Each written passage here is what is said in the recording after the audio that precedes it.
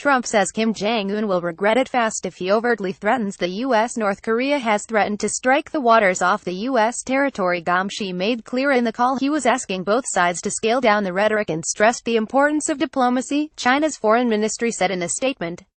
At present, relevant parties should exercise restraint and avoid words and actions that would escalate tensions on the Korean peninsula, she said, according to the statement. Subtitling from the pariah state has dominated Trump's 17-day working vacation in New Jersey. Tensions came to a boil Tuesday, when Trump appeared to threaten nuclear war on North Korea, saying he would unleash fire and fury like the world has never seen if Pyongyang continued to threaten the U.S. or its allies. He made his comments after U.S. intelligence analysts assessed that North Korea had produced a miniaturized nuclear warhead. Pyongyang also tested its first two known intercontinental ballistic missiles last month, bringing it a step closer to being able to carry out a nuclear strike on the U.S. mainland. Trump has doubled down on his statements on a daily basis since then.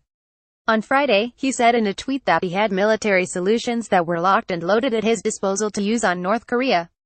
Those comments came after Pyongyang announced a plan to strike the waters off the U.S. Pacific territory of Guam with ballistic missiles. Trump also said Friday that North Korean leader Kim Jong-un will truly regret it and he will regret it fast if he issued an overt threat or attacked Guam or a U.S. ally. But Trump also said he wants a peaceful solution to the problem. Nobody loves a peaceful solution better than President Trump, that I can tell you, he said, referring to himself in the third person. But he also warned that we also could have a bad solution. When asked if that bad solution meant war, Trump responded, I think you know that answer to that, he said. North Korean state-run media responded yet again on Saturday. The Minju Chosun newspaper threatened tragic doom in response to the rhetoric.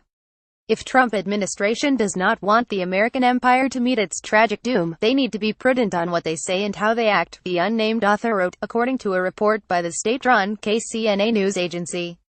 The article was written by an individual, which means it carries less weight than an official North Korean government statement.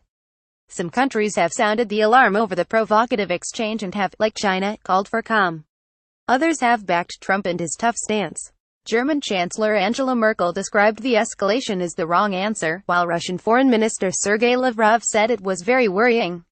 Foreign policy and national security experts have also raised questions about Trump's response to North Korea, unprecedented for a U.S. president, noting that past administrations have shied away from such comments to avoid adding to North Korea's credibility. But the UK's ambassador to the United Nations, Matthew Rycroft, appeared to back Trump's initial fire and fury comments when asked about them. He reiterated that the United Kingdom stands shoulder to shoulder with the United States on the issue. Despite Trump's powerful rhetoric, U.S. Defense Secretary James Mattis has insisted that his country's response is driven by diplomacy. And it appears U.S. representatives have quietly been in contact with their North Korean counterparts through a diplomatic back channel. Countries in the region, however, are not taking any chances. Japan has deployed a land-based missile interception system, known as a PAC-3, to 4 locations. Russia boosted its air defense systems in the Far East.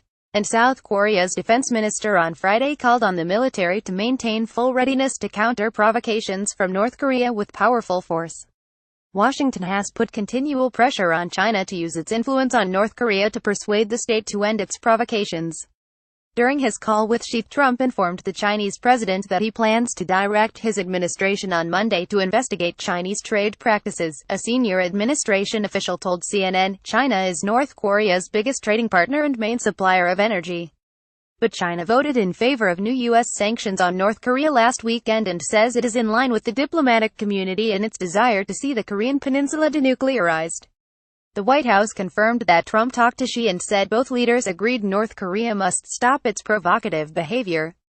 The leaders affirmed that the recent adoption of a new United Nations Security Council resolution regarding North Korea was an important and necessary step toward achieving peace and stability on the Korean peninsula, the White House said in a statement.